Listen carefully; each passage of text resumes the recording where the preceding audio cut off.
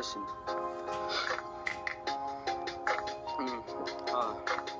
Yo, ano na, talaga ba na? Di ko na kaya pa nabaguhin ang iyong pasya. Di ka na ba masaya? Tuwing tayo magkasama, ayoko man itong aminin. Halata sa iyong mukha na hindi na buo at hindi na ako. Sinisigaw ng iyong puso ay hindi pangalan ko. Napakadaling naglaho, mabilis na pagbabago. Hindi ko inaasang mag-iiba ang mundo.